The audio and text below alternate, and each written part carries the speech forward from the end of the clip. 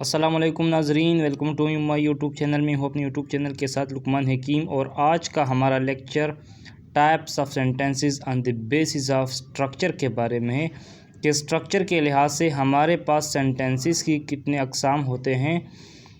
तो सेंटेंस के एतबार से या सेंटेंस स्ट्रक्चर के बेस पे हमारे पास सेंटेंसेस तीन अक़साम के होते हैं।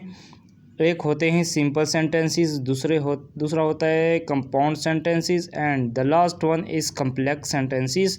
तो सबसे पहले है हमारे पास सिंपल सेंटेंसेस।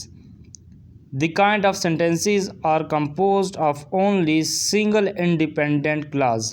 सिंपल सेंटेंसेस में सिर्फ एक ही क्लॉज होता है, सिंपल क्लॉज होता है, जो आप बहुत आसानी से समझ सकते हैं और देख सकते हैं। For example, He won the match. He won the match.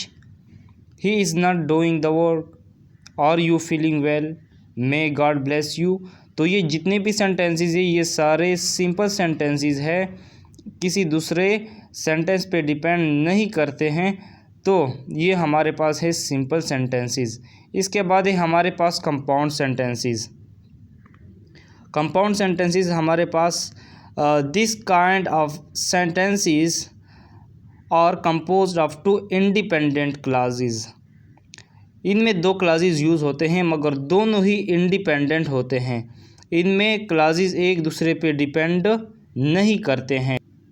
For example, आप देख सकते हैं, he was reading a book and I was watching a movie. तो अगर ये आप इस सेंटेंस में देखें, I was reading a book, तो ये एक कंप्लीट सेंटेंस है, कंप्लीट सेंस देता है। तो एक इंडिपेंडेंट क्लास हो गया। जो सेंटेंस कंप्लीट सेंस देता हो तो वो हमारे पास इंडिपेंडेंट क्लास होता है। दूसरी तरफ देखें, आई वाज वाचिंग मूवी, ये भी एक कंप्लीट सेंस देता है, तो इंडिपेंडेंट क्लास हो गया।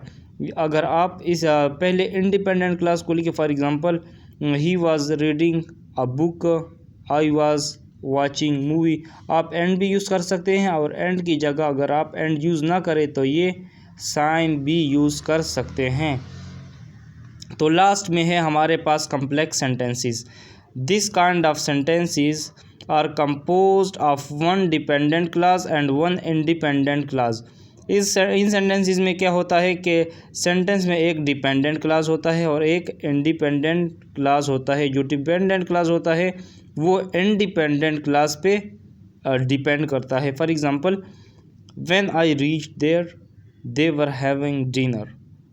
तो इस सेंटेंस में अगर आप देखिए, व्हेन आई रीच्ड देयर, अगर आप किसी से कहें कि व्हेन आई रीच्ड देयर, तो फिर वो पूछेगा कि फिर क्या हुआ, मतलब एक डिपेंडेंट क्लास है, दूसरे पे डिपेंड करता है। तो आप फिर कहोगे दे वर हैविंग डिनर।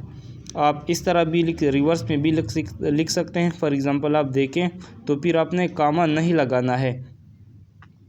यहाँ पे जो पहला है वो रिवर्स में, इसके बाद फॉरवर्ड में। जब फॉरवर्ड में इस तरह लगा, अगर आप इंडिपेंडेंट क्लास को पहले लगाए तो फिर आपके पास कामा नहीं लगता। और अगर आप सबसे पहले डिपेंडेंट लगा ले तो फिर आपने कामा ज़रूर लगाना है बीच में, जैसा कि आप पहले एग्जांपल में देख सकते हैं। तो देखिए, they were having dinner when I reached there. तो यहाँ पे कामा देखो, कामा यूज़ नहीं हुआ है और यहाँ पे कामा यूज़ हुआ है, क्योंकि यहाँ पे डिपेंडेंट पहले है और यहाँ पे इंडिपेंडेंट पहले है। तो उम्मीद है कि लेक्चर आपको समझ आई होगी। तो इंशाल्लाह नेक्स्ट लेक्चर में मिलेंगे। दुआ में याद रखना। वस्सलाम।